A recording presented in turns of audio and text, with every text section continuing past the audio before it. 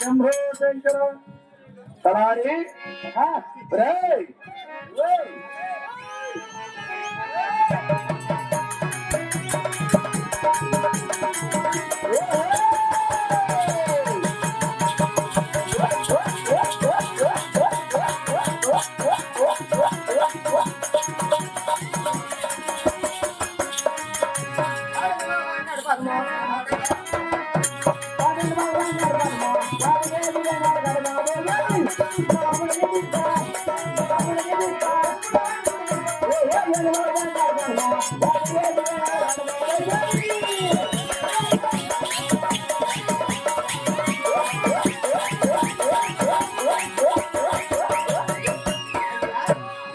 రమ్మంటున్నాడు కదా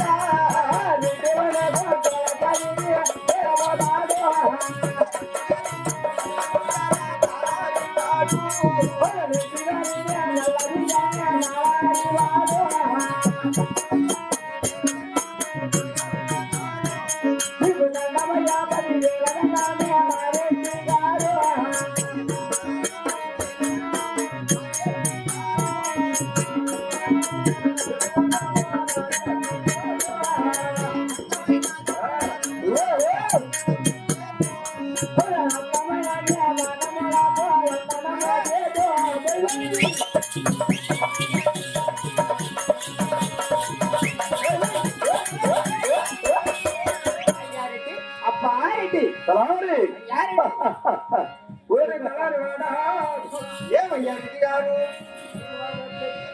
భూములని పక్కనే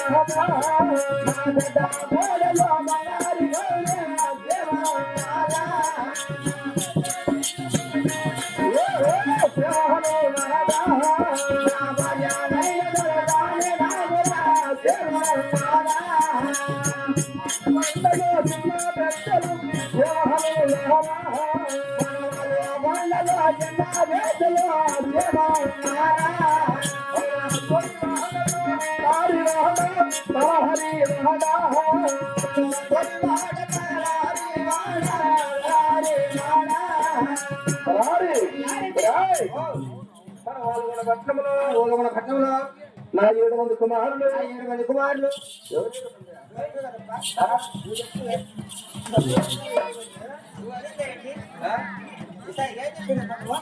నా 7 మంది కుమారులు 7 మంది కుమారులు 6 మంది కోడళ్ళు పెద్ద కొడుకు బంగారు గౌరి నా భార్య దొరుకుతాను నాకు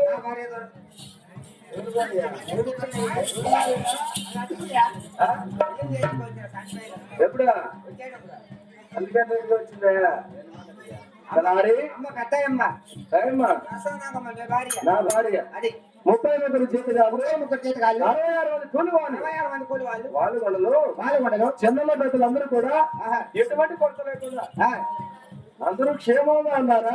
7 మంది కుమారులు 6 మంది కోడళ్ళు పెద్ద కొడుకు బంగారు గౌరి అమ్మ దొరుకుతానమ్మ వీళ్ళందరికీ సలహా జరమంటే లేకపోతే పట్టుకోండి మలేరియా టైఫాయిడ్ అది లేకపోతే అదే తెలుగు జ్వరం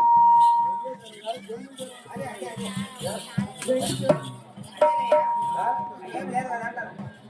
తలారి ఇప్పుడే ఇంటి దగ్గర నుంచి వచ్చావు కదా, నా 7 మంది కుమారులు 6 మంది కోడళ్ళు, పెద్ద కోడలు బంగారు గౌరి, నా భార్య దొరసాన 33 చేతగాళ్ళు, 66 మంది చిన్నలో పెద్దలందరూ కూడా ఎటువంటి కొరత లేకుండా అందరూ క్షేమంగా ఉండాలని క్షేమంగా చూసారు అలా చెప్తారంటే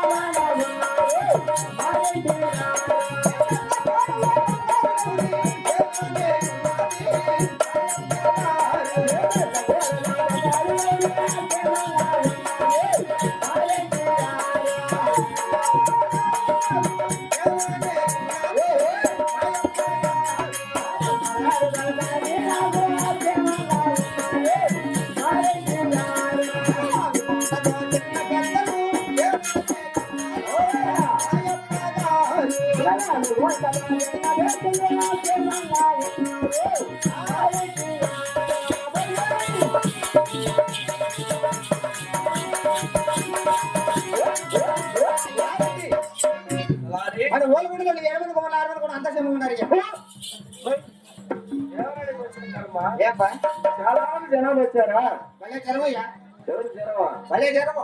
జనం కాదు జనాభా. అదే ఇసుకు అంటే కింద పడితే గుర్తు అవుతాయి. ఇంతమంది సభలు, ఇంతమంది సభలు, ఇంతమంది చట్టంలో నీవు పడబడబడబడి అంచు పెట్టుకొని వస్తే నాకు ఎలా అర్థమవుతుంది? ముసలాడు ముసలాడు వయసాడు వయసాడేనా భవిష్యత్తుడా ఏ ముసలోడు నువ్వే ముసలోనే 7 మంది కొడుకులు పెట్టి 6 మంది పెళ్లి చేసి 6 మనిషి పెళ్లి కొడుకునేనా? నాకు నేత వయసులో వివాహం చేశారు. ఓహో, ఒకరి తర్వాత ఒకరు 7 మంది కుమారులు కలిగించుకొని నేను ముసలోనే. మా నాయన ముసలాడు. తలారి నేను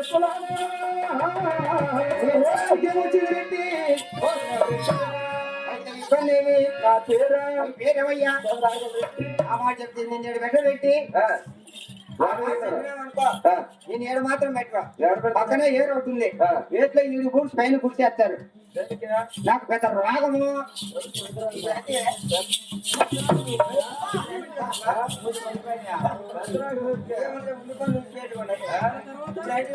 వాళ్ళు కూడా పెట్టలేదు. పేరు పెట్టండి కాల్చిన నా పేరు ఎవరు చేశారు. Very good. నాకేం తక్కువ ఉందేమయ్యా? తల మీద కిరీటము, టోపీ, బంగారు కొట్టు చాలను, కోటు, వాళ్ళకి బెల్లం మెట్లు, బూట్లు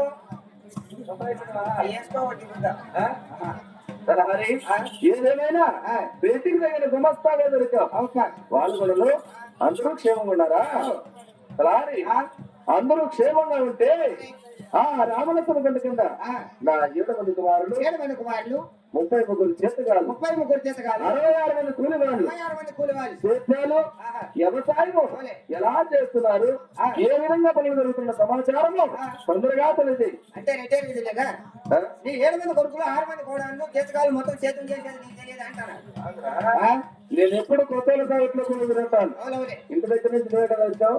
33 చేతగాళ్ళ కన్నా 66 మంది కూలి వాళ్ళ కన్నా నేను గుమస్తావు. నువ్వు నిజమేప్ప అమ్మకాడు అమ్మ చెప్పేది నేను చేసేది. ఏం చేస్తావు? ఏమని చెప్తాను? కూర్చొని చేయరా అంటుంది, పండుకొని చేయరా అంటుంది, నిలబడుకొని చేయరా అంటుంది. కూర్చొని అంటుకొని చేస్తా, నిలబడుకొని ఒడ్డుకొని చేస్తా, అమ్మట పండుకొని కసుకు నువ్వు చేస్తా. నువ్వు ఆడిన చెప్తాను బిడ్డలాంటాను కదా.